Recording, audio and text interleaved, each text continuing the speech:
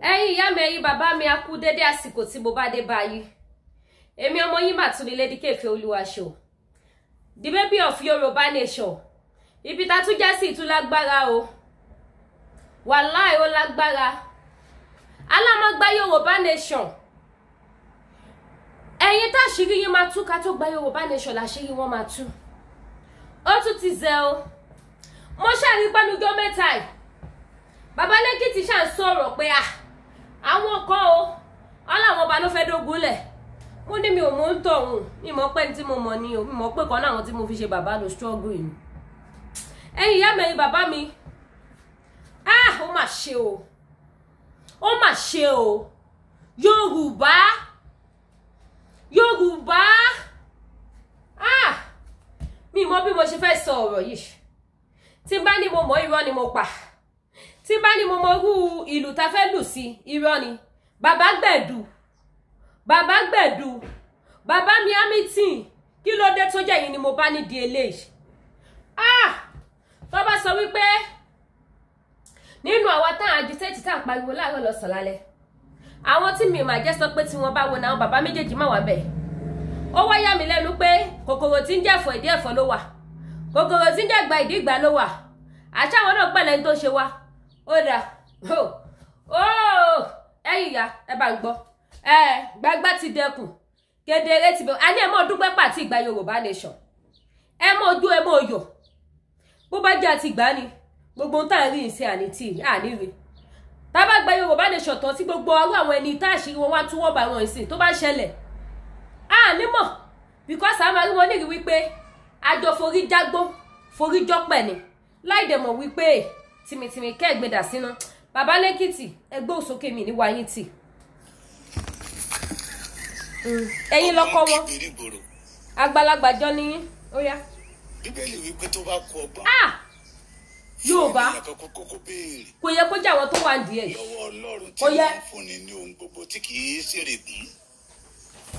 Mo tún kí yín pé ẹ kú déédéé wòyí gbogbo ẹ̀yin ọmọ Yorùbá. Mo kí yín lórúkọ bàbá Professor Banji Akíntóyè, Àrólé Awólọ́wọ̀,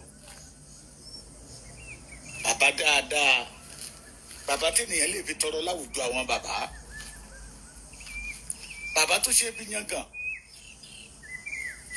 Bàbá sọ wípé ó ní àwọn ọmọ wọn lè sọ wípé bàbá wọn ò lówó ṣùgbọ́n kò sẹ́nikẹ́ni tó lè pe bàbá wọn lólè torí àwọn ò ní rẹ́kọ̀dù kankan tán lè fi sọ pé Akíntóyè jalè.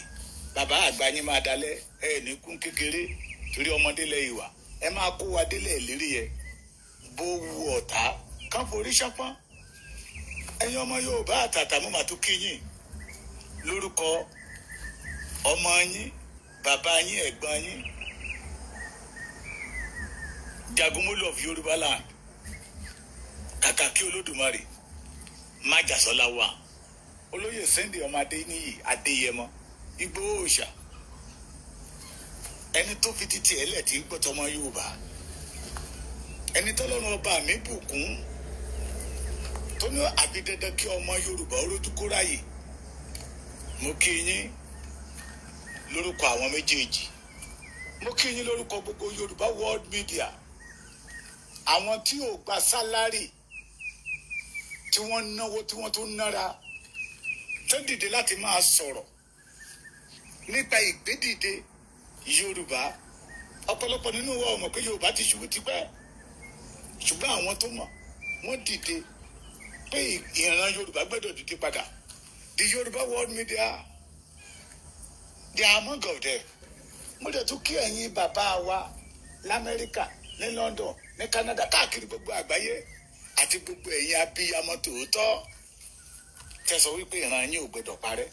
Mo máa kí yín. Ẹ máa gbọ́ Yorùbá wípé apàdé àgbàlagbà lọ́nà a ní kó yá wa ní ọgbọ́n. Ǹjẹ́ a mọ̀ bóyá pé dèdè rìn òpònú ní irú àgbà bẹ́ẹ̀ ṣe ní irú ẹni bẹ́ẹ̀ ṣe kó tó dàgbà. Ṣé ẹ rí kì í ṣe gbogbo ẹni tó wà lórí social media ló ní ọgbọ́n ló ní làákàyè. Bẹ́ẹ̀ dẹ̀rẹ́ kì í ṣe gbogbo ọmọ Yorùbá ló ní àgbékalẹ̀. Bẹ́ẹ̀ ni òwe Yorùbá kan ni onítọ́lọ́run bá ti fọ̀tá ẹni wọn ni kò lè pani mọ́. Ọ̀tá tí ń tú àṣírí yín tàbí kí n sọ wípé ọ̀rẹ́ tí ń tú àṣírí yín fún ọ̀tá tọ́lọ́run bá ti fi wọ̀nyí tẹ́ ẹ tilẹ̀kùn ẹnu yín tó dé tẹ́ ẹ sọ̀rọ̀. Ẹ mọ̀ pé irú ọ̀tá bẹ́ẹ̀ irú ọ̀rẹ́ bẹ́ẹ̀ ọ̀rẹ́ tó fojú jọ ọ̀tá tó fojú jọ ọ̀rẹ́ tó bá ti rí pé ẹ sọ̀rọ̀ àṣírí kan sí òun lọ́wọ́ mọ́ oríṣiríṣi orúkọ ni ó pè yín. Mo rí èèyàn kan tí mi ò lérò tá bá ní kí gbogbo ènìyàn máa sọ tí mi ò lérò pé lè máa sọ gbogbo ohun tó sọ lẹ́nu. He's one of those people that I believe in him. Nígbà tí struggle ìbẹ̀rẹ̀ him Koiki ẹ má bínú nẹ́tíwọ̀kì ló ń ṣe rámọ́rámọ́. Nígbà tí ìrìn àjò ìbẹ̀rẹ̀ àwọn tí mo kọ́kọ́ mí kù mọ́ tí mo rí sí ìdíwọ́ ìbọn ṣe the passion Koiki Media Heritage ìyá mi Àbíkẹ́ Erelú pẹ̀lú gbẹ̀du Olúgbẹ̀du àjọ máa ń ṣe program papọ̀ ni pẹ̀lú ìkan nínú àwọn ajaga ní David Hamilton. Mo ìrèkèrindò bàbá Èkìtì ni mo ní kí n mú wá tẹ́lẹ̀. Ọmọlúkà wà lálàáfíà bọ̀tọ̀ Ọmọlúkà involved in accident tí mọ́tò ẹ̀ bàjẹ́ rẹpẹtẹ. We need help for that but mo yí bọ̀ lórí yẹ. Mo kàn ní kí n ṣeré lọ lórí tẹlifíṣàn orí TikTok ni mo bá Olúgbẹ̀du pàdé. Olúgbẹ̀du, you disappoint your generation. You disappoint yourself. Pé àgbọ́gbó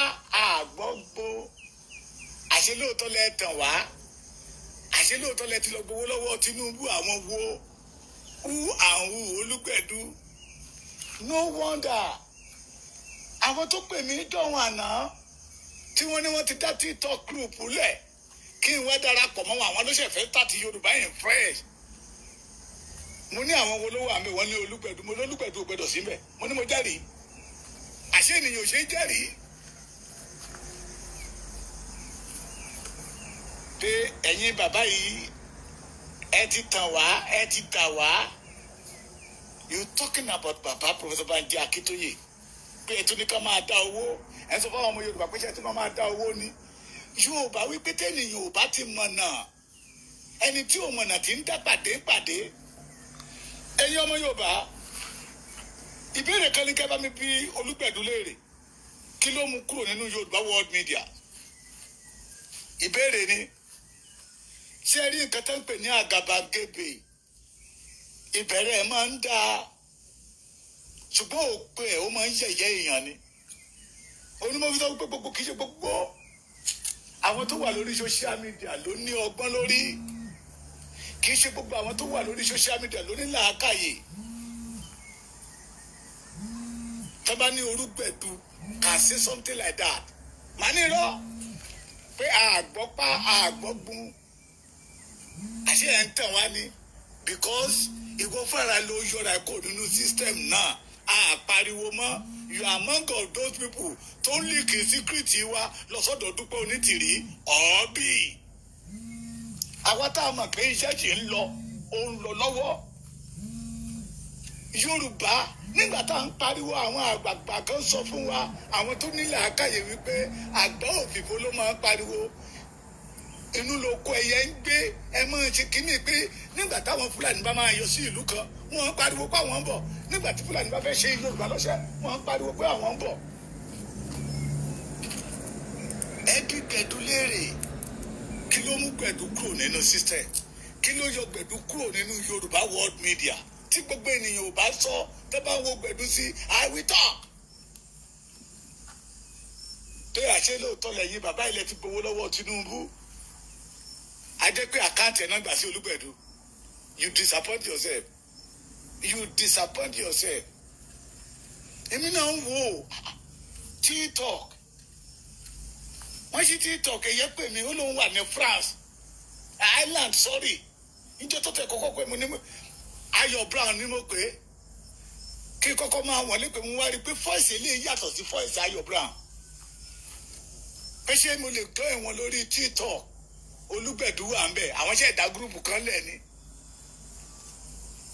Gbẹ̀dú you miss road mi ò dẹ̀ expect ẹ̀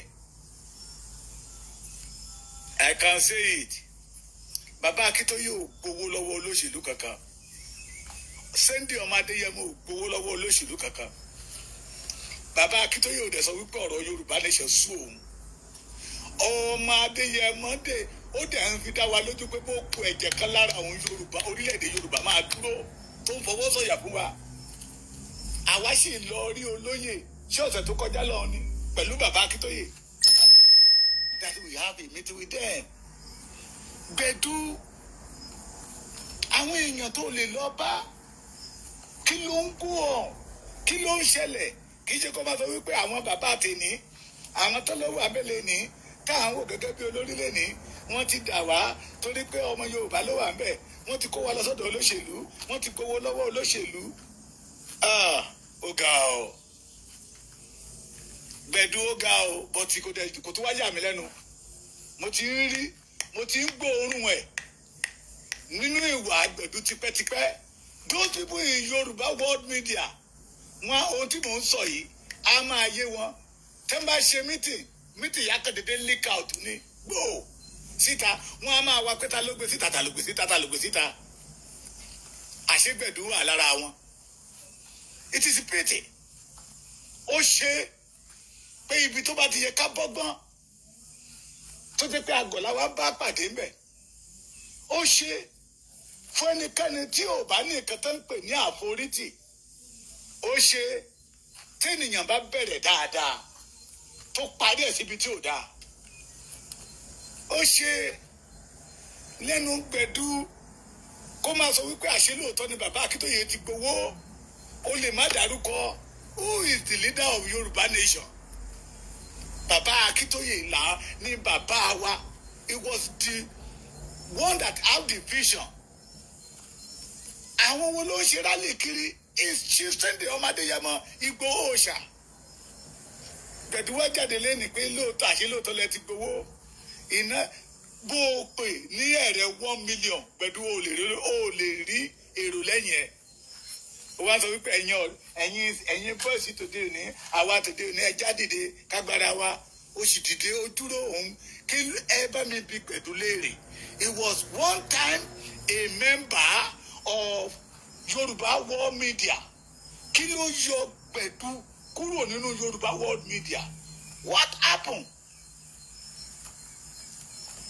ẹni bá dẹ̀ ti kó láwùjọ àwọn olóríire ohun tí àwọn olóríire bá ń ṣe kò lè mọ̀ ń pa ẹ̀ mọ́ it is because you don't know what is going on lóbi ní o gbọ́ kúkúrú o gbọ́ gbígbírín àgbọ́ pa àgbọ́ wù àbí báwo ló ṣe sọ ẹ lọ́wọ́ lórí TikTok page ẹ̀ bàbá Akíntóyè did not collect kobo for anybody olóyè ṣe Sunday Igboho stand gidigba for all the Yorùbás pé lábẹ́ bó ti wù kórí orílẹ̀-èdè wa máa gbà á kò ní àpẹẹrẹ ìbàjẹ́ tó bá wù kẹ́ ẹ ṣe and I use this opportunity mo ti sọ tàwa ọmọ Ondo majority àwọn ọmọ Ondo tí Dúpẹ́ Onítìrí kó tó kó sẹ́yìn tààtàtà rẹ́kọ̀dù burúkú táwọn bàbá wa ò ní tá à ń kírètì ẹ̀ ìran ọmọ Yorùbá ìran ọmọ Ondo kan ò dúró níbi tí Yorùbá ti ṣubú rí ṣùgbọ́n nígbà tí Dúpẹ́ Onítìrí dé ó bẹ̀rẹ̀ sí kó àwọn ọmọ Yorùbá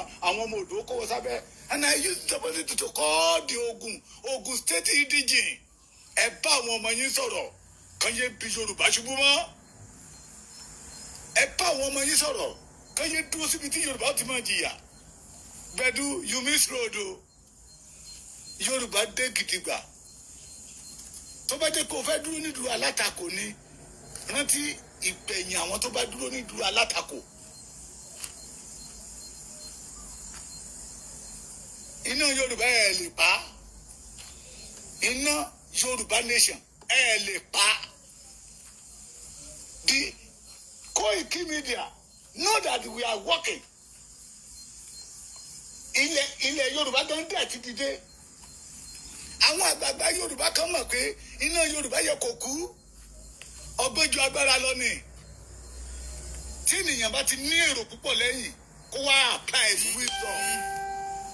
Tó bá wá apply wisdom láàmú àwọn tó jẹ́ wípé ìran tó ń rí àwọn tó bá ń ṣá ìran yẹn pé ìran yẹn gbọ́dọ̀ wá sí ìmúṣẹ àtàwọn tó jẹ́ pé ojú náà ń jẹ ìran títí wọ́n yàtọ̀. Gbedu is among of them. No wonder Gbedu, David Hamilton, they are the same category that believe that Baba Akintoye is collecting money for President Bola Ahmed Tinubu.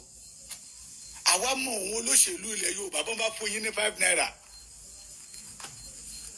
Tó bá ṣe ohun tó yàtọ̀ sí títí wọn, gbangba náà máa sọ. Ẹ mú evidence wá Gbedu, bring evidence. Pé lóòótọ́ ni Baba Akintoye ti kó yín lọ sọ́dọ̀ olóṣèlú. Bring evidence. So gbogbo rally tẹ́ òun bá wọn ṣe ní London, orúkọ lòun wá kì í ṣe pé you have the mission, that vision. Kì í ṣe vision yẹn gẹ́gẹ́ ló ń tẹ̀lé lẹ́yìn. Gbogbo yín lọ́lọ́run á máa fojú yín wọ̀n lẹ́yìn kọ̀ọ̀kan. Onínú wonder ìyá kúkú ti bá Nàìjíríà mú.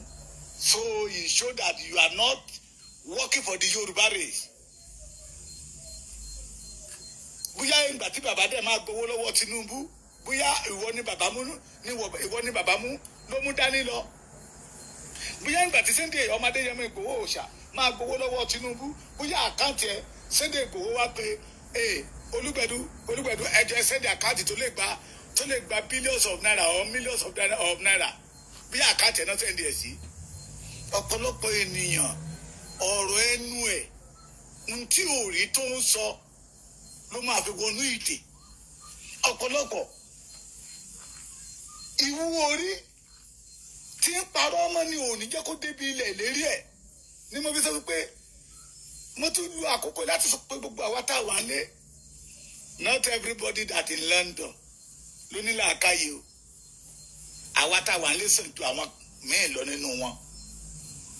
Àwọn tí ò fẹ́ ìran Yorùbá fúnre èmi àti wọ́ bàbá mi a máa sọ̀rọ̀ kan a ní àgbékalẹ̀ ọ̀rọ̀ tí ènìyàn bá sọ jáde síta láti máa mọ irú ènìyàn tó jẹ́.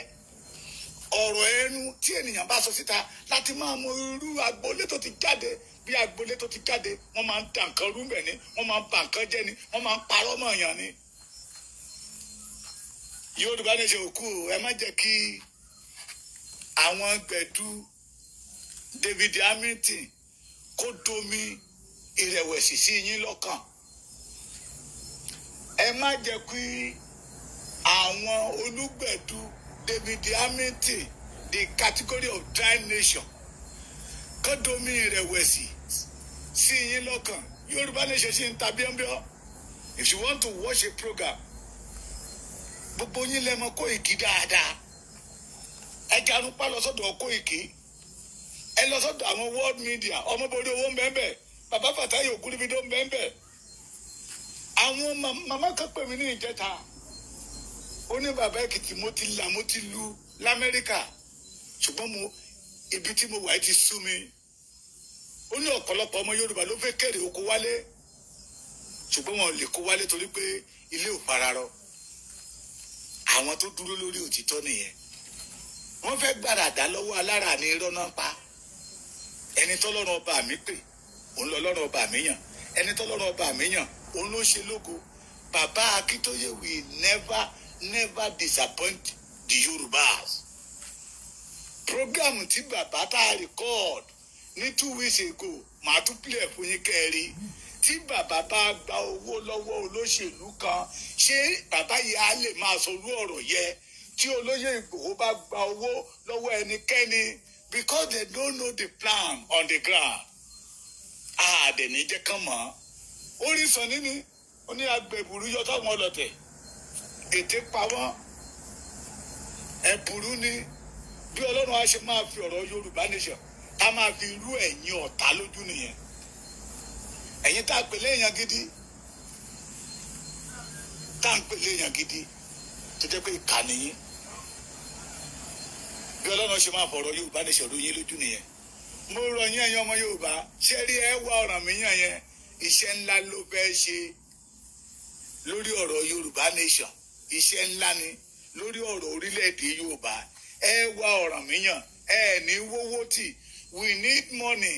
lára àwọn tájọ pariwo tá ò mọ̀ wípé ọ̀nà àti bí ìran Yorùbá ṣubú náà wà. irú wọn ló máa jáde dá ní bàbá Akíntóyè gbowó, irú wọn náà máa jáde síta náà ní olóyè Ṣèyí Ìgbòho ó ṣe gba tírílíọ̀nù kan tán ni. ẹ wá Ọ̀rànmíyàn, mo ti sọ fún yín dáadáa, àkáǹtì tẹ̀gbélẹ̀ tí bàbá Èkìtì bá ti gba àkáǹtì míì ilẹ̀ tó yàtọ̀ sí yẹ ó lè ní bàbá Èkìtì fẹ́ jà, adépèmí náà ti darapọ̀ máwọn gbẹ̀dú nìyẹn.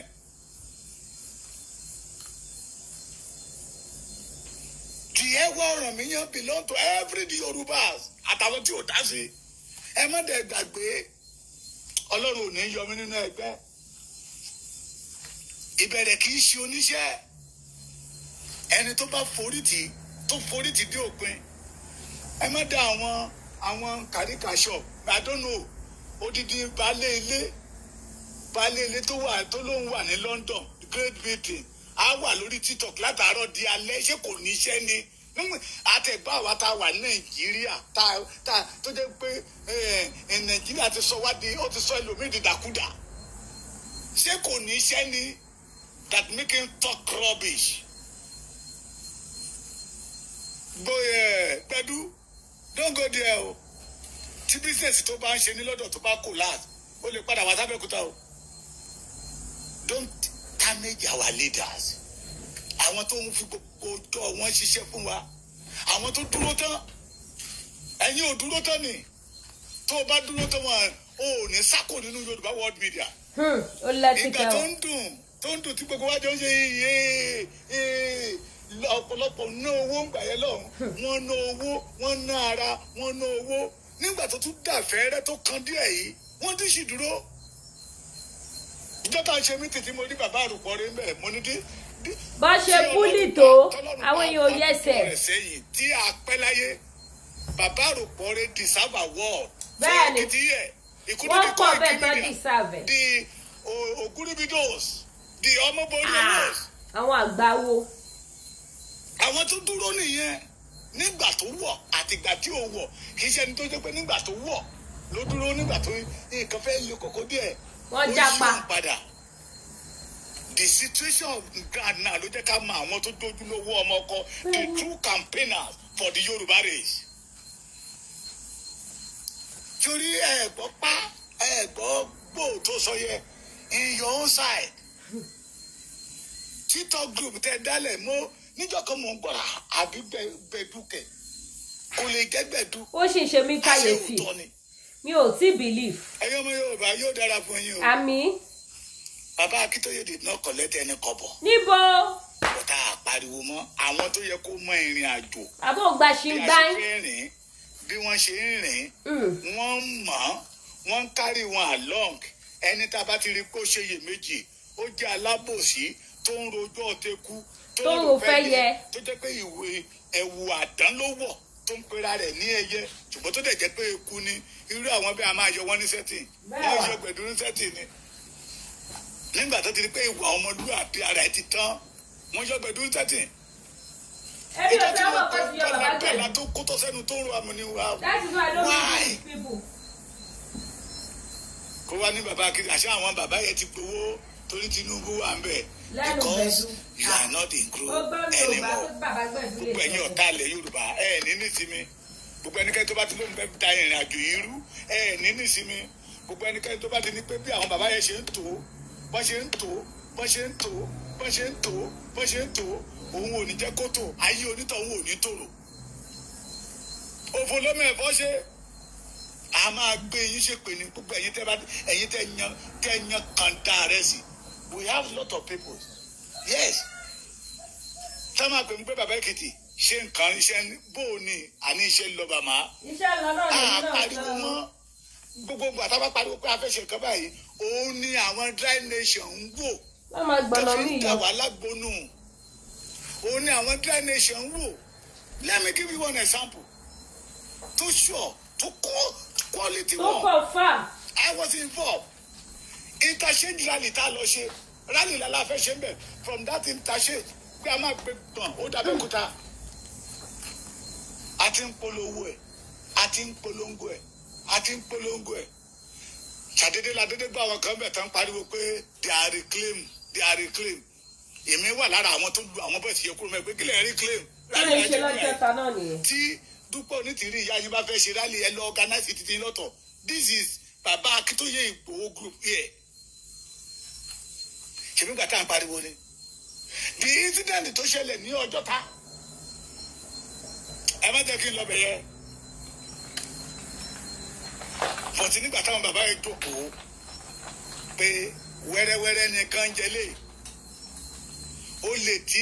Olè tó máa jàyàn lólè kì í sọ fún yàn pé lọ́la mò ń bọ̀.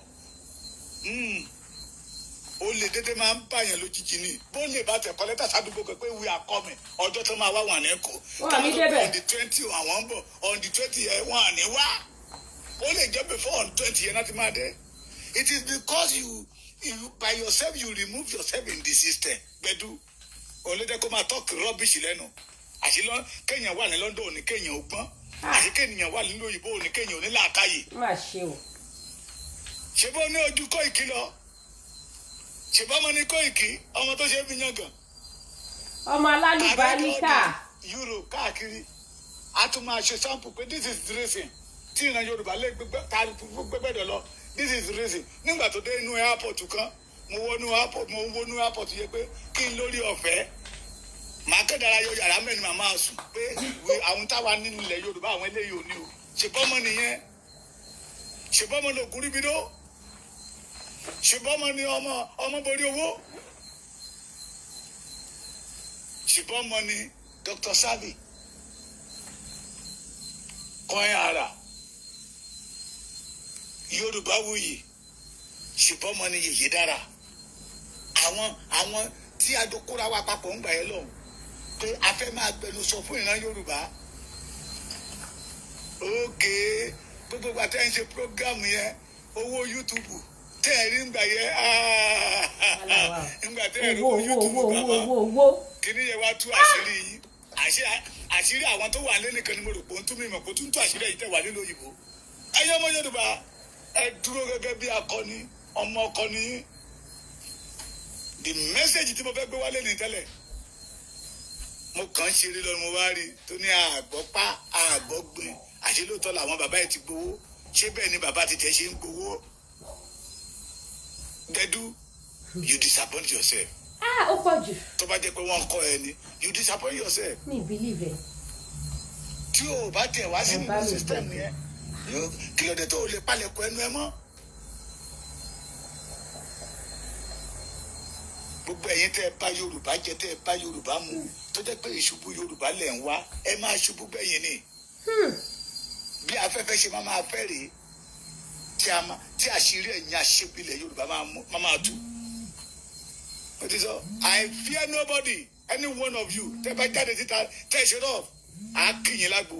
Ẹ̀yin ọmọ Yorùbá ẹ dúró déédéé. I trust you bàbá mi.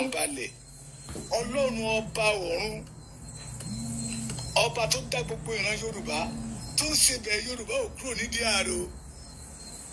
Ọlọ́run yọwọ́ síbi gbẹ̀dú kúrò ń bẹ́ẹ̀ ni o ló fi ń tutù kùtù nígboro ẹnu o. Ọ̀rọ̀ ńlá lọ̀rọ̀ yìí ò gbẹ̀dú. The next game ó ti yọra ẹ̀kọ́ ní sẹ́tù onímọ̀fẹ́ ní pé ẹbí léèrè kí ló mú kúrò nínú Yorùbá world media. Torí tó bá wà nínú Yorùbá world media ni. Olúwa má jẹ́ kú sọ́nà bí èéfín nínú ìrìnàjò Yorùbá nation jẹ́ ìṣàṣeyẹ àṣeyege. Ó ti bẹ̀rẹ̀ jẹ́ ń parí ẹ̀. Gẹ́gẹ́ bí ọmọ akin we are good. We did not belong to Nigeria. The only solution is to have our own nation back. Àwọn wọ̀nyí fẹ́ domi tútù sí yín lọ́kàn ni o. Ẹ má gbà fún wọn. Wọ́n fẹ́ domi tútù sí yín lọ́kàn. Wọ́n fẹ́ mú ẹ̀mí ìrẹ̀wẹ̀sì wọlé. Ẹ má gbà fún wọn. Wọ́n rán wọn wá ní. Don't let us give them chance. Wọ́n fẹ́ mú ẹ̀mí ìrẹ̀wẹ̀sì wú àárín àwọn ọmọ Yorùbá. Pé ẹ má dá wọn lóhùn olóṣèlú wo kò ní dá fún gbogbo ẹ̀yin tẹ́ ń pè láwọn olóṣèlú. tí ìran Yorùbá dorí kodò tó dé pé òun náà fi ń ṣayọ̀ ẹ wá ní bàbá Akíntóyè gbowó lọ́wọ́ wọn owó kọ́. come evidence jáde wọ́n ní gbogbo wọn sọ kí nìyẹn tẹ̀ jẹ́ bàlújẹ́ ọkàn lọ́tọ̀. we do the same thing. gbẹdú ọtí gbàgbé ni ìjọ tèmi àti ẹ sọ̀rọ̀ tó ní no bẹ́ẹ̀ ṣe gbé yẹ ìwọ ò lè bú olóṣèlú kankan ìwọ ò lè no we don't have anything against olóṣèlú torí iṣẹ́ tí wọ́n ṣe ní London ṣé wọn àrà magazine ẹ mọ́ ni ló fi jáde síta òun wójú rere ènìyàn ó gbàgbé teach ojú ọpá bàtà kó pàdé wọn etí ẹ ẹ̀yin ọmọ Ẹ̀gbá ẹ̀yin ọmọ Abẹ́òkúta ẹ tètè gbé Gbẹ̀du kẹkìn lọ a ní àwọn ọmọ Ẹ̀gbá tó dúró tán tó ń ṣiṣẹ́ takuntakun tí wọn ò fẹ́ kí ìran Yorùbá ó wọlẹ̀ nínú ṣọ́ọ̀gù táwa yìí lọ́sàn-án lóru tó ń bá pé ìpè àwọn ló kọ́kọ́ máa débẹ̀ ẹ má jẹ́ kí Gbẹ̀du ta epo sáṣọ àlàyé o ẹ tètè pé tó bá mọ̀ pé o ṣe ṣọ́ọ̀gù yìí mọ́ tilẹ̀kùn ẹnu ẹ don't say anything negative torí tó bá sọ a máa wá fún lódindi a kì í pọ̀nrí ẹ̀ délé ó dẹ̀ mọ̀ pé àjọmọ́ra wa dáadáa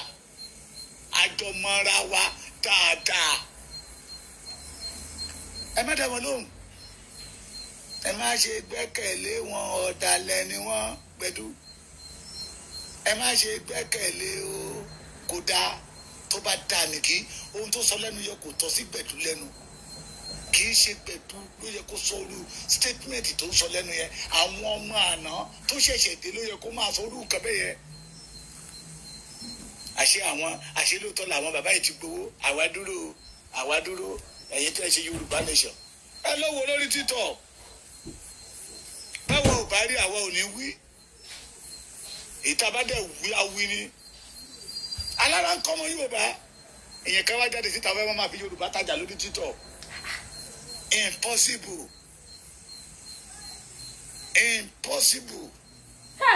àwọn kan ṣì wà l'Amẹ́ríkà ní London ní Canada lórí ọ̀rọ̀ Yorùbá yìí wọ́n lè sùn wọ́n sinmi ẹlòmíì ti ní ẹ̀jẹ̀ wúwo ẹlòmíì fúnpá ẹ̀ ti ga lórí ọ̀rọ̀ Yorùbá nation because o fẹ́ wá sí Èkìtì o mọ̀ ní Èkìtì o forí lé ọ̀nà Ìṣàgámù lọ apẹ̀ ẹni tó bá mọ̀nà. ẹ bá wa ṣe é sí ẹ o. Yorùbá ní Yorùbá fi sọ wípé a béèrè ọ̀nà kì í ṣìnà.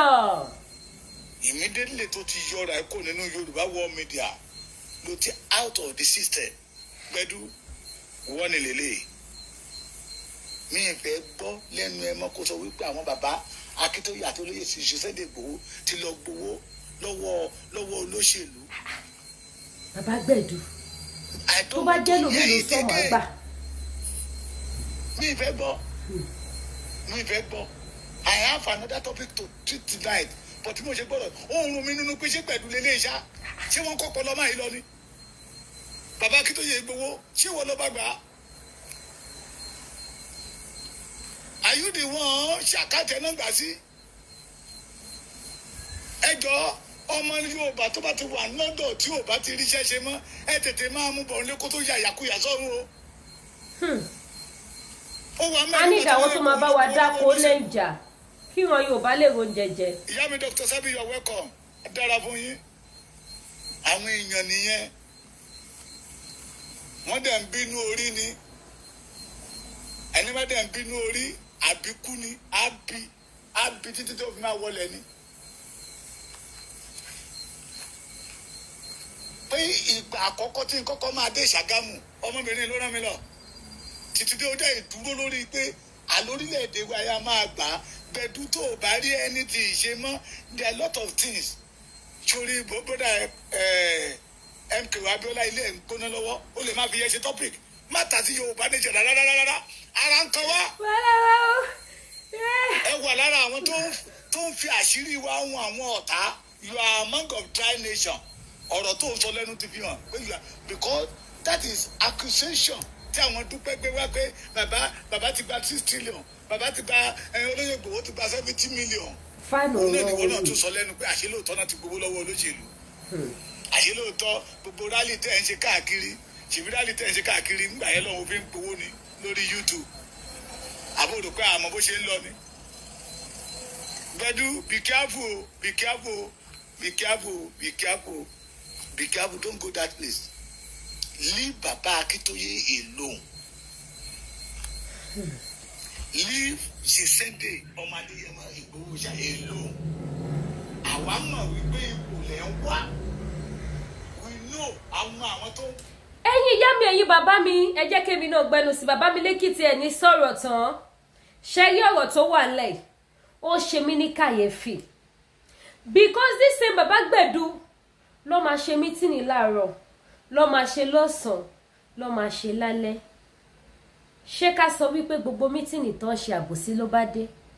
Ṣé ká sọ wípé gbogbo mítìnì tó ń ṣe wọ́n pẹ̀lẹ́ ni tó lọ mú pásì wá sílẹ̀? Ìbéèrè ni o.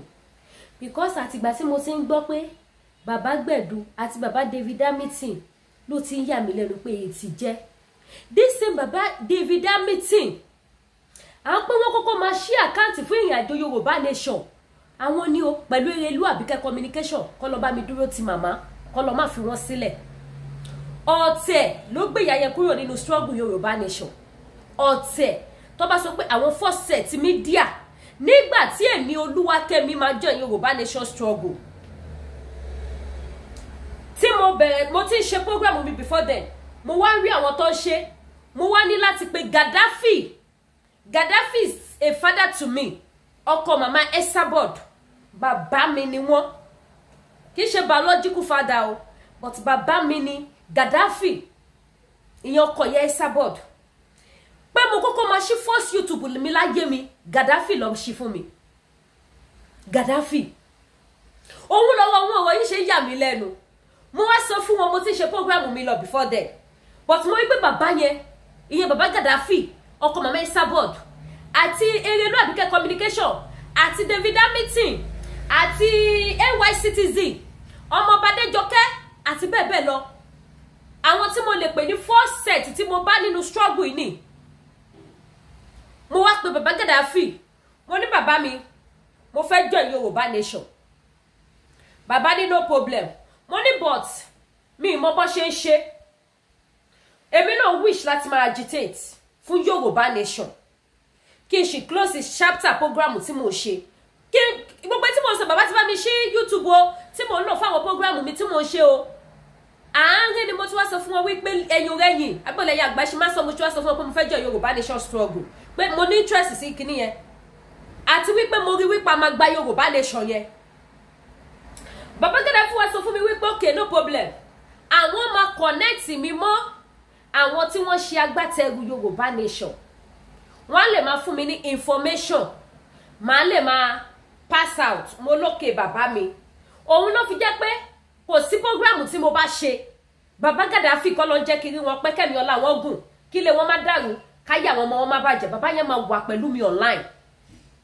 ó máa wà pẹ̀lú mi online pé mo wọ́n kọ́ máa ṣe calling show not for Yorùbá o before EndSARS bàbá yẹn is the first person tó pè sórí program mi àtijọ́ yẹn bàbá yẹn ti ṣe kíni ni wọ́n ti ṣínà pé káwọn èèyàn máa pè wọlé sórí program mi because èmi kàn máa ṣe program mi máa cancel máa ṣọ true life story máa get out after the program mi máa receive call máa bá àwọn èèyàn sọ̀rọ̀ àwọn máa tún fún mi ní information ara wọn pé àìkọ́ báyìí láwọn náà face kíní kan kí báwọn gbé síta máa dẹ̀ gbé síta.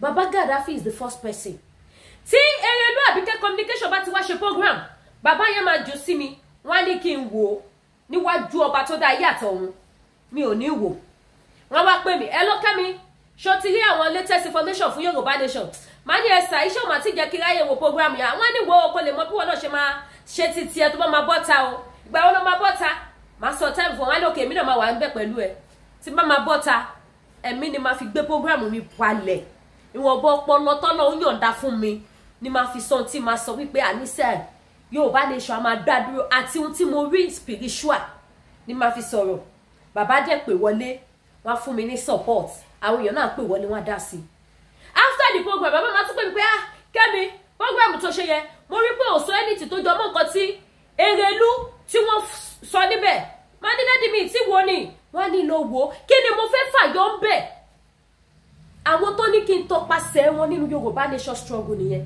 wọ́n tún wájú program City AY sí mi wọ́n ju ti David meeting wọ́n wá sọ fún mi pé àwọn mẹ́tẹ̀ẹ̀ta yẹn àwọn máa connect ẹ mọ́ wọn kó máa bá wọn ṣe.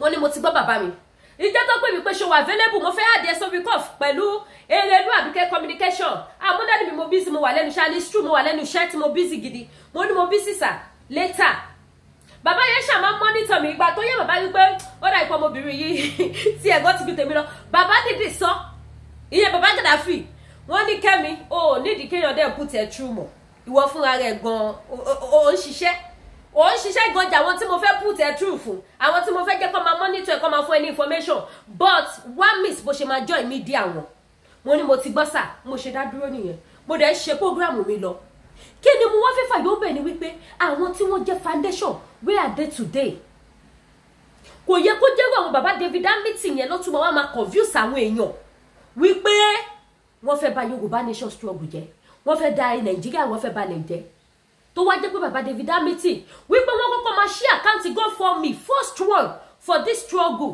àwọn ni wọ́n ṣí pẹ̀lú ìyá mi Erelu àkáǹtì yẹn owó tí wọ́n dá síbẹ̀ nígbà tó tẹ̀ dé tí jáde lọ́tún lọ́sì òun ni wọ́n ra ọ̀kadà 10 wá fún gbogbo ọmọ Yorùbá ní 2021 June tí mo wà nílé olóyè Májàsọ́lá June tí má ṣe lọ wo date má ṣe igi because mo gbé sí social media but mo rántí dáadáa pé June ni òyìn náà pé ọdún 3 báyìí wọ́n ra ọ̀kadà 10 wá fún gbogbo ọmọ Yorùbá ní abẹ́ bàbá wa olóyè Májàsọ́lá Ìgbòho wọ́n ra 10 lọ fún lógún ọjọ́ ní orúkọ àwọn tí OPC wọ́n ra 10 fún àwọn ẹ̀yin tẹ́ bá wo fídíò yẹn rántí dáadáa bá mi ṣí ètò yìí àwọn pípù yìí wọ́n dẹ̀ ṣe gbogbo ìwádà lọ́jọ́ tòní ṣòwò ayé wọn níbẹ̀rẹ̀ òkè ṣe oníṣàfẹ́ni tó bá ṣe dópin tí gbogbo ẹ̀ bá ti wá ṣókùnkùn sí yín mọ́ sí tẹ́lẹ̀ ní put yín true tí gbogbo òye yín mọ́ bó ṣe ń lọ ṣé yẹn wá ní kẹ́ wá dìtẹ̀ ní ìyìn àjò tẹ́ ṣiṣẹ́ fún láti lẹ̀ tí wọ́n ṣépè fún yín ṣé èpè tí Gbẹ̀du forí gbà lórí Yorùbá nation struggle ní ká sọ ni àbí tí ìyá mi Àbíkẹ́ Adé communication gbà àbí tí CTAY gbà but look at them tètè lẹ́jọ́ tòní ẹ wá wọn tí Gbẹ̀du àti David Amity tí wọ́n sọ pé wọ́n ṣé wọ́n wá wùwà ìpè yẹn àbí wọ́n wùwà ìpè ìyàlẹ́nu ńlá ló jẹ́ fún mi program tí mo ṣiṣẹ́ lọ́dọ̀ àwọn world media ní last year mi ti ṣe program lọ́dọ̀ wọn lọ́dún yìí mi ìṣọ́ pé mo ti ṣe lọ́dún mo sì sọ ọ̀rọ̀ màmá mi Àbíkẹ́ Adé communication wípé ohun tó dé ló jẹ́ kí ìyá yẹn kí wọ́n fà sẹ́yìn àtàkì yẹn ti pọ̀jù fún ìyá yẹn ó pè ìyá yẹn lájẹ̀dánwò kò sórúkọ tí wọ́n sọ ìyá yẹn ṣe fà sẹ́yìn mo sì sọ̀rọ̀ yẹn kí ló dé bàbá Gbẹ̀du bàbá mi kò yẹ kó jẹ́ ẹnu yẹn tí ẹnu akátá bá léwó ṣẹ̀nu ẹ̀dìyẹ yín ló tó sí ta ni yín kí lẹ ṣe kí lẹ rí ẹni bàbá ò ṣe Sunday ò ṣe ó yẹ nínú ẹgbà fún ọ̀ṣẹ̀bọ́kùnrin ni yín èèyàn tó bá ní bàbá kí tó yẹ ò ṣe tó bá sọ wípé ọmọ Májàsọ́lá Ìgbòho òòṣà ò ṣe kóhun náà gbá fún ọ̀tún ṣé kò só lórí ire lé wọn ni ṣó lórí bú lókun lé wọn ni tí ò fi lè gbá front ìbéèrè ni mi ìtẹ́yìn méjèèjì bú because ẹ̀yin méjèèjì are my father ẹ ti stood by me nígbà tó gún lé mi ìtò yín sọ̀rọ̀ sí but mi wà ní tìtorí ẹ̀ kí má lè sòótọ́ fún yín alẹ́ ní kẹ́ni nínú struggle yìí ní orí ilẹ̀ alààyè ni mo sọ tó bá ní bàbá kí tó yóò ṣe nǹkankan bàbá kí tó yè ti gbowó ní òjọ́ ṣe anything ìwọ́dẹ̀ ṣe kó má gbowó kárí ohun tó fẹ́ ṣe Dúpẹ́ Onítìrí ó yẹ kí títí ẹ máa jẹ́ ẹ̀kọ́ fún gbogbo ẹni tó bá tún sọ wípé òun fẹ́ gbógun ti bàbá Akíntóyè àti Sunday Igboho ẹ wo ẹ̀sìn ayérayé tí Dúpẹ́ Onítìrí ṣe Dúpẹ́ dà alákọ̀rí tilẹ̀kùn mórí kò lè bóde alákọ̀rí tilẹ̀kùn mórí kò lè bóde ṣe bẹ́ẹ̀ ṣe fẹ́ kí titi yín náà dá nìyẹn rántí àtúbọ̀tán nígbà tí ilẹ̀ Yorùbá ìbá dúró tán kí la máa sọ nípa yín kí lẹ fẹ́ kí ọmọdé àgbà abẹ́mọ̀ pé gbogbo ohun tá à ń ṣe rẹ́kọ̀dù ni history wò tẹ́ẹ̀lì bí àṣà àwọn eléèbó history wò tẹ́ẹ̀lì kò yẹ kẹ́ pẹ̀lú àwọn tó máa gbógun ti bàbá yẹn ẹ ti gbàgbé ni bàbá Gbẹ̀du bí wọn ò bá tiẹ̀ sọ fún yín ohun tẹ́ mọ̀ ní bàbá Gbẹ̀du bàbá mi ìbá ti jẹ́ ẹ̀yin ẹ mọ ohun tó ju bàbá Akíntóyè rí ẹ mọ̀ wípé bàbá yẹn ti kú tó lórí struggle yìí olórí ẹ̀mí yẹn bàbá yẹn padà ẹ mọ gbogbo ohun tó ju àwọn bàbá yẹn rí ju àwa kan gan lọ àwọn nǹkan kan wà tó jẹ́ pé ó ṣẹlẹ̀ sí bàbá Akíntóyè ní 2 years ago 3 years ago tí ó kò hàn sójú ọ̀pọ̀lọpọ̀ tó jẹ́ pé wàwà ìgbọ̀n létà la ṣẹ̀ṣẹ̀ ń gbọ́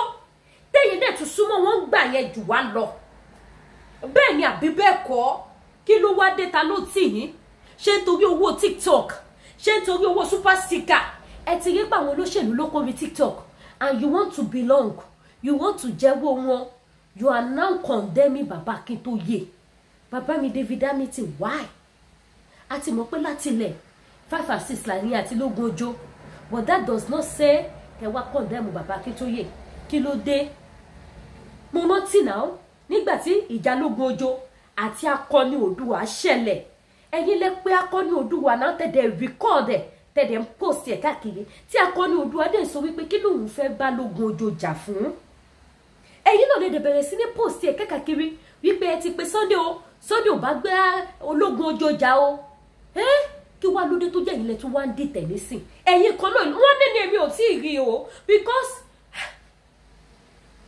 mo ti gbà tí gbogbo yín dúró tì mí nígbà tí ogun ìrìnàjò Yorùbá nation dé fún mi gbogbo ọmọ Yorùbá all over the world lẹ dúró kò jẹ́ kí n lè mọ bí mo ṣe máa sọ̀rọ̀ sí mo dẹ̀ mọ́ bẹ́ ṣe ṣiṣẹ́ láàárọ̀ lọ́sàn-án lálẹ́ ṣé ká wá sọ wípé Sátánì ló gbé yín wọ̀ ni kí la fẹ́ sọ pé mo yín tẹ kú sọ́nà bí èéfín Ọlọ́run má jẹ́ bá wọn kú sọ́nà bí èéfín nínú struggle kò sí ohun tí ìbá dé máa tátán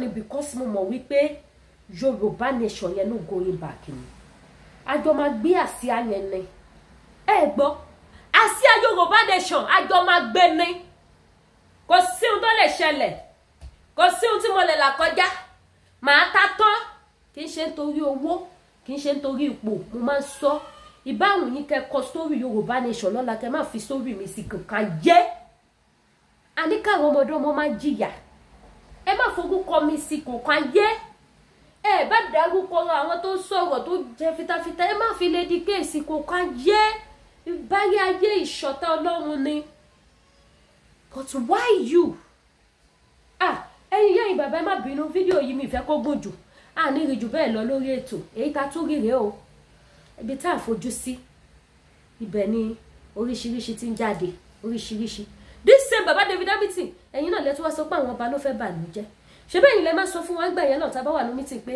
ká kó gbogbo àwọn ọba mọ́ra ká má bú wọn mọ́ ká má bá wọn jà àwọn ọba sì á tún wá kó wọn mọ́ra à ń pọ́n wọn lé à ń gbé wọn gẹ̀gẹ̀ ẹ tún wá lá àwọn ọba yẹn tí wọ́n tún wá ti ṣetán àti tẹ̀lé wa iṣẹ́ tẹ bẹ̀rẹ̀ nígbà tí ò sí kẹ̀kẹ́ tó ju ogun lé ẹ lè parí ẹ̀ ní ẹ̀fà àwọn tó máa parí ẹ̀ sílẹ̀ kò wá yẹ kó jẹ́ ìyìn lẹ́ máa wá sọ wípé àwọn ọba ló tún fẹ́ bà lù jẹ́ ó ti ní lójú ó dẹ̀ dùn ni àní ìrìnjù bẹ́ẹ̀ lọ lórí ètò ẹ̀yìn ìyá ìbàbá ẹ̀ subscribe sí YouTube channel mẹ́tọ́ notification bẹ̀ Baba Lẹ́kìtì nínú bó ayé tì ìgbà lọ́ máa ń pa ẹnìkan ipa wo ipa ayé ò ní ká yín ayé ò ní rí yín pa wọn ò ní àwọn ọmọ yín pa wọn ò ní rí ìyàwó yín pa ibi ò ní dé bá yín kò ní dé bẹ́ẹ̀ nikẹ́ni nínú wa mo dúpẹ́ lọ́wọ́ gbogbo yín tẹ́ bá mi wo ètò yìí ẹ̀yin tẹ́ bá mi share ẹ̀yin tẹ́ top up ẹ̀yin tẹ́ subscribe sí YouTube channel mi ẹ má gbàgbé bá wa pín ẹ jẹ́ kó tún yé àwọn èèyàn pé tó ibi tá tún já sí rèé o àwọn ibi tá a fojú sí bẹ́ẹ̀ lọ́nà tí lọ́yẹ ọ̀nà wà bíbó lọ́ ṣe ń pòwe ọ̀hún àwọn tá a expect lákàn gbóríṣiríṣi nípa wọn ojú òní ti wà ire o.